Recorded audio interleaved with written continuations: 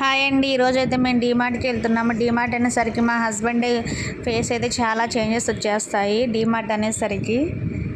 So view అయితే బయట ఇలా ఉంది హైదరాబాద్లో, చూడండి అందరూ. సరుకులు అయితే మొత్తం తీసేస్తున్నాము. బిల్లింగ్ దగ్గరికి అయితే వచ్చాము, బిల్ వేపిస్తున్నాము. తనైతే చూడండి చాలా తీసుకున్నాము. 2 months పైనే వస్తాయి మా సరుకులు.